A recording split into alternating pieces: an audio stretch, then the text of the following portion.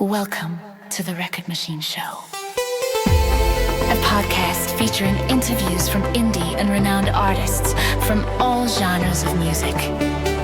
Now, here's your host, James Michael Hollenstein. Welcome to the Record Machine Show. I'm James Michael Hollenstein, and today we're shining the spotlight on an artist who's helping redefine what modern country looks and sounds like well beyond the traditional borders of Nashville. My guest today is Leanne Kelly, a UK-based country singer-songwriter from Norfolk, England. Leanne is known for her authentic storytelling, soulful vocals, and a sound that blends country classic roots with a fresh, emotionally driven edge. Influenced by legendary voices like Patsy Cline and inspired by contemporary artists such as Lainey Wilson, Leanne's music bridges generations of country rooted in tradition but written for today. Her songs are drawn from real-life moments and experiences, delivering honesty, heart, and strong melodies that resonate with listeners on both sides of the Atlantic. Since beginning her songwriting journey in 2012, Leanne has released 2 full-length albums and a growing catalog of singles, earning international recognition along the way. Her latest album, Dream Chaser, is a 12-track release that showcases her most confident and personal songwriting to date and has helped establish her as a standout voice in UK country music. We're going to open the show with a song that perfectly captures what Leanne does so well: heartfelt storytelling, emotional depth, and a timeless country feel. So let's put the needle to the record and listen to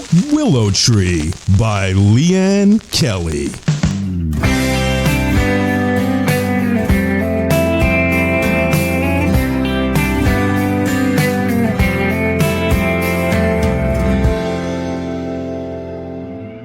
She worked hard all her life without a man to treat her right, working 17-hour days for little thanks and little pay. 3 young kids, a home to clean. Life was tough and life was mean.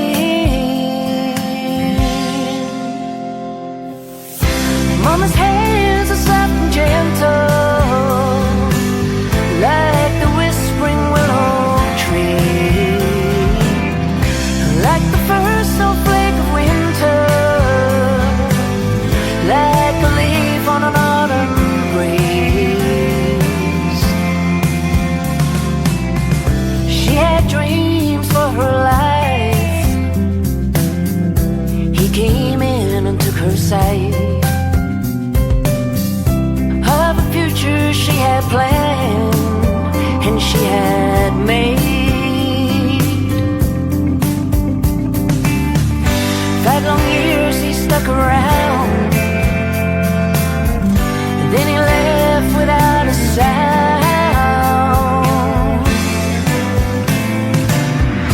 Mama's hands are soft and gentle, like the whispering willow tree, like the first snowflake of winter, like a leaf on an autumn breeze. God has walked by her side, held her hand on troubled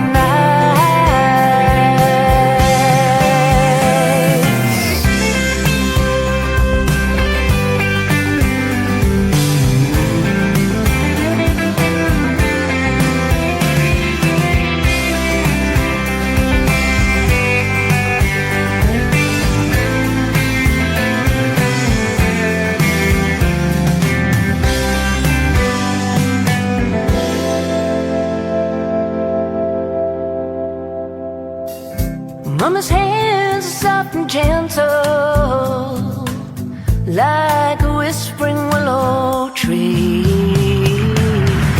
like the first snowflake of winter, like a leaf on an autumn breeze.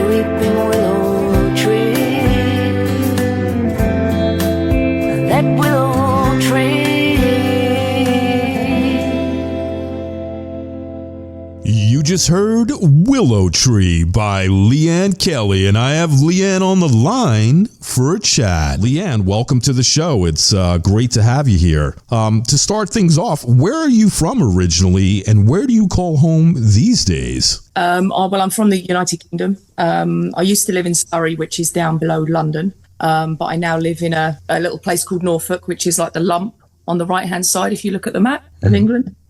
Nice, quiet little village. So, yeah, good inspiration up there. Very nice. How did music first enter your life, and when did you realize this was something you wanted to pursue seriously? It's always been in my life. I think I was one of those kids that was continuously singing somewhere. And I did your general sort of school choirs and events and that sort of stuff. And then me and my friends used to sort of muck about, when we're going to be stars, it's how we're going to do it, So we did a lot of that. But then I took a break from music. I was a dancer, and I still sung, but I didn't come into actually doing it as a professional job until probably about 15 years ago. Oh, wow. Yeah. What kind of dancing were you doing? Irish. Oh, very cool. Yeah. So I teach it now as well. So, yeah. Nice. I was from age 6 to 21, and then I did my teachers and taught ever since. So that's like, do you do like the river dance and all that stuff? Yes. Yeah. That's awesome. I love watching that. Like, we go out sometimes on St. Patrick's Day, like to the pubs and stuff, and they have the bagpipes and the dancers and stuff, and it's really cool to watch. It's great atmosphere. It really does. The Irish music really lifts you. Yeah, great stuff. Growing up, who were some of your musical influences, and how did that help shape your sound and songwriting style? Don Williams has to be my ultimate. I found a cassette tape of my mum's when I was very young, and I used to play it overnight. The tape recorders that used to go backwards and forwards. You used to play it, and then it would just turn itself backwards and go back the other way. And I would listen to this Don Williams CD of tape backwards and forwards all the time, every night. But Patsy Cline is also another massive influence. I've listened to her since I was very young. So. And both storytellers as well. Definitely. You're part of a growing UK country movement. What drew you specifically to country music as your creative home? I didn't really get a choice.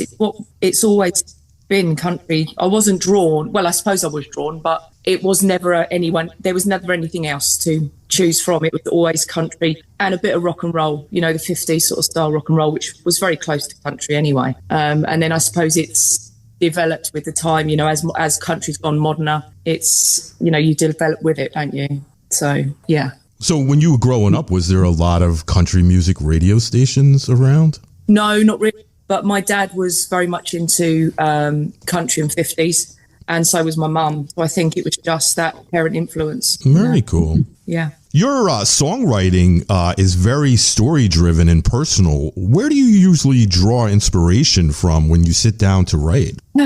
Well, it wasn't after I wrote the album that I realised that how personal it was. With my songwriting, I normally just get a phrase or something, and that's where it comes from. It wasn't until the album was finished that a couple of people said to me, "Oh, they're really personal. It's a bit like your life story." And I thought, "Oh, is it?" And it wasn't until I went back and re-looked at it and thought, okay, I suppose I can actually.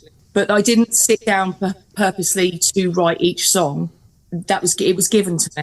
If I say that, it was given to me. I don't know where from, but it was given. The idea of word was given to me, and then I worked from that. So. Now, when you write, do you normally start off with the music or the lyrics first? I don't. I get them both. So far, I haven't written anything that I haven't had both for. So I suppose I'm lucky in that way, because the phrase or the word comes with the music. And I don't know, something to do with the dancing, because, when we used to learn steps, we would sing this because, it's rhythm and the timing. So my songs sort of come like that. I get the words and the melody at the same time of how the song sounds. Yeah. Very cool. We opened up the show with Willow Tree. Can you share the story behind that song and what it means to you? Willow Tree was why I started writing again. I wrote, my first album was back in 2013. And then I took a break because I do a lot of covers on the country circuit, and we got busy, and, you'd never get time to write. and my mum got poorly. And in my first album, I'd written a song for my dad because we had a broken relationship. He left before I was born, and I never saw him or had a relationship with him for a long time. Wow. And then we connected back up when I was an adult, and music, actually, because he was singing up him at a bar, and it sort of stemmed from that. But there was a lot I wanted to say to him, and I felt that if I had said it face to face, he might walk away again. So I put it into a song, and thought, well, you know, he can either listen to it or he doesn't listen to it. But I needed to get it out. And at that point, Mum had always been the breadwinner. She'd always been there for me, my sister and my brother. And I felt slightly guilty that I had not done a song for her. And I did sit down. It was the only time I did sit down and try and write, and it didn't work. I couldn't do it. I had all these bits of information, but it wasn't a song. So I put it away and left it. And then when she got sick, July 2024, I was driving down to see her at the hospital, and I had this phrase given to me, which was "Mama's hands are soft and gentle," and "Willow Tree."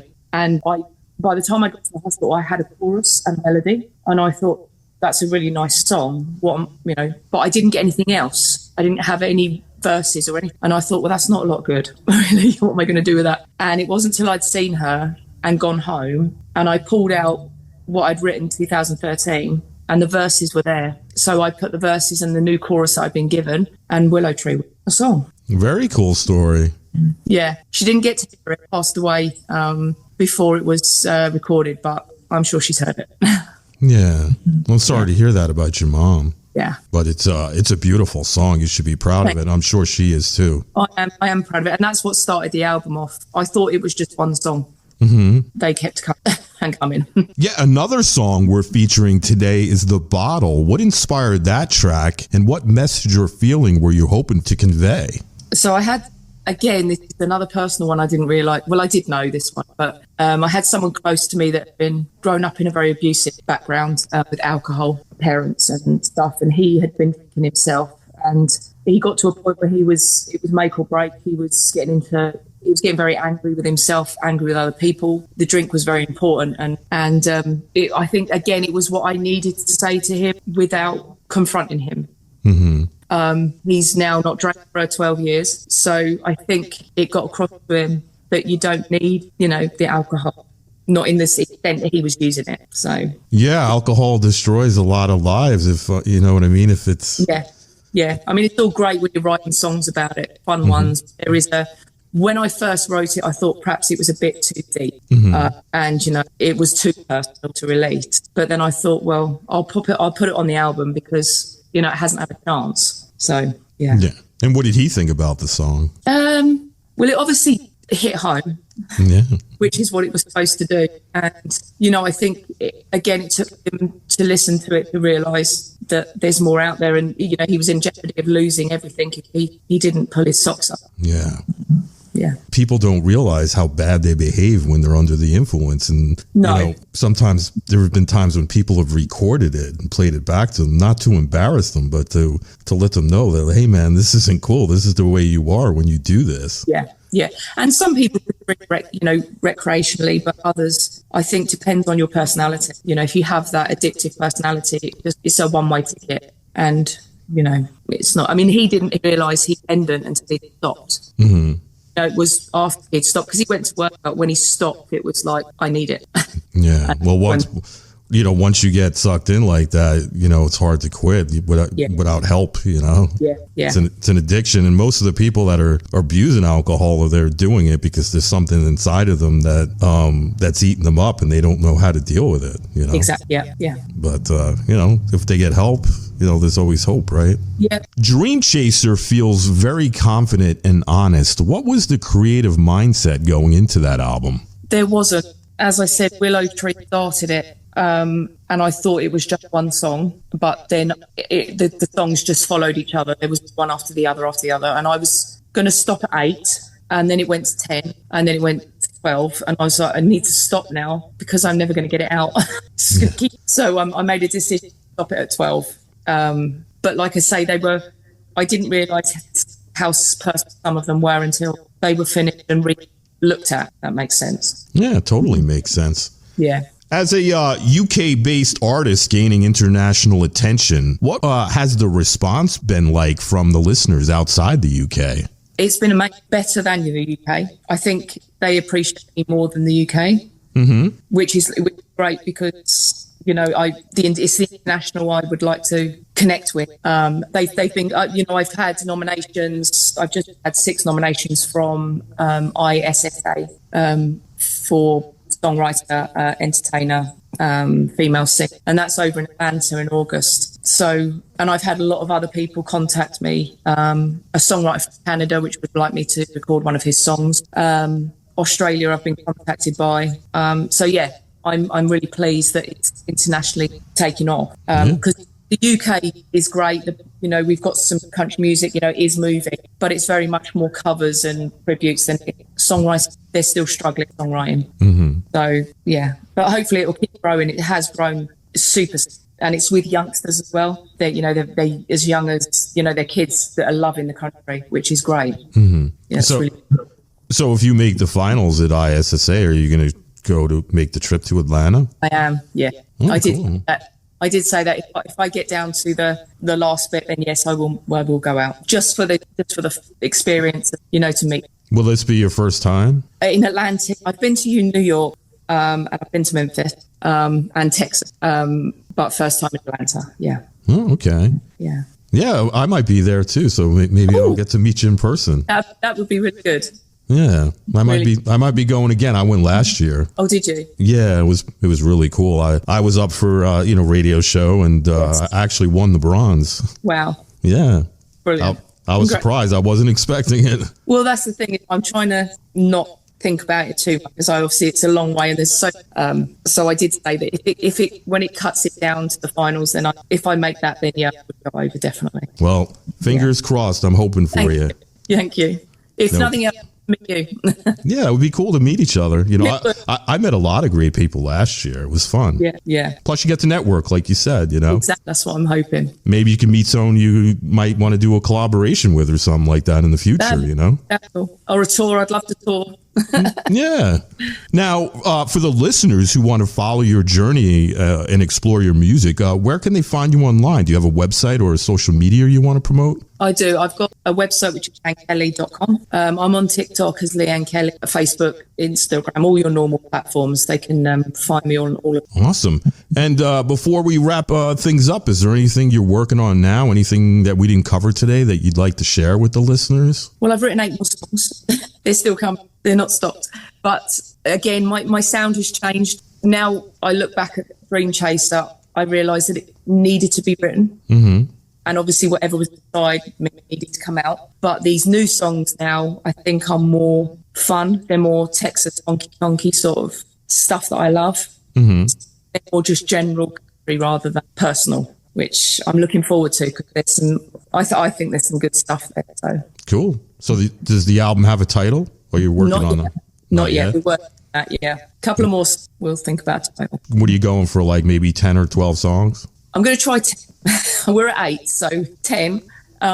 It may go up from that. Depends if they stock up. I've got paperwork everywhere, books, freight, and yeah. Will there be a music video for any of the new songs? I hope so. One of them's called Roll 'Em, and I've already envisioned that for the video, so I would really love to get that. Yeah.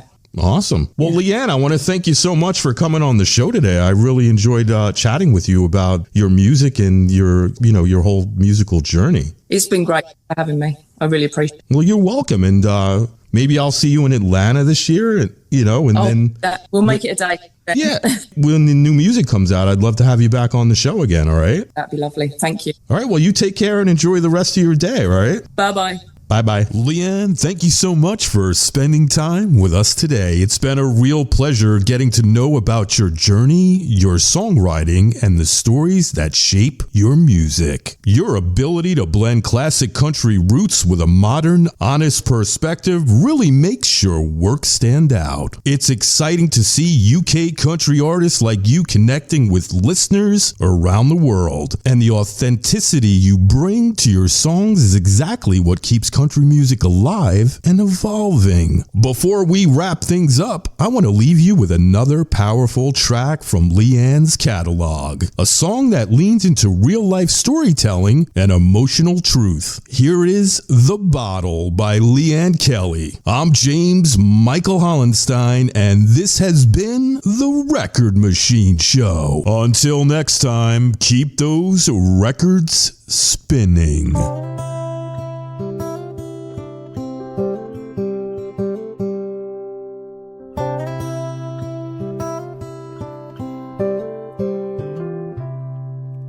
How many times must I tell you that you can't find the answer in that beer? And how many tears must I show you before you understand the answers here? Those bottles that you talk to, they don't answer.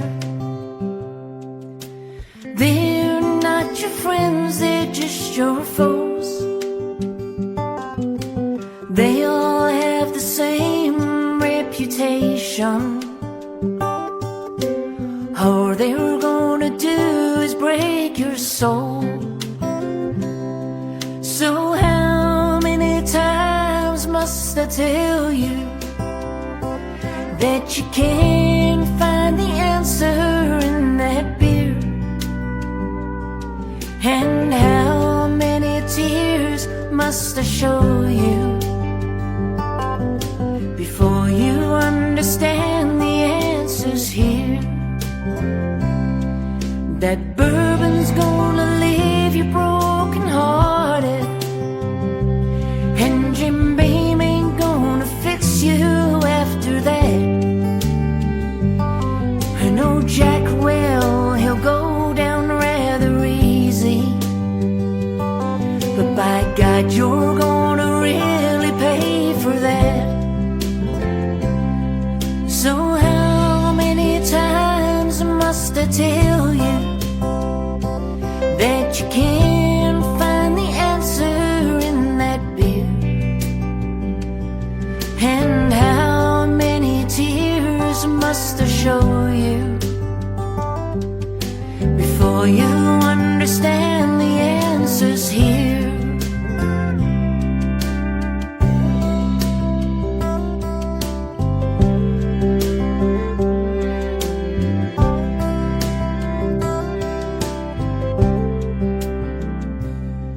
Because you can't find the answers in those bottles, for the answers you're looking for in there. That bottle ain't your friend when it's all empty. All it's gonna do is mess your head. So how many times must I tell you that you can't find the answer in that beer?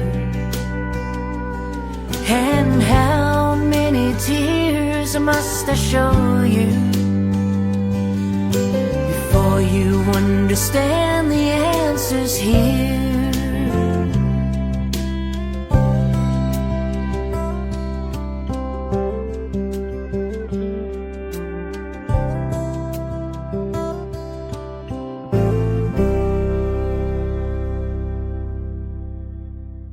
The Record Machine Show is a weekly radio podcast produced by Jimmy Hall Productions. All rights reserved.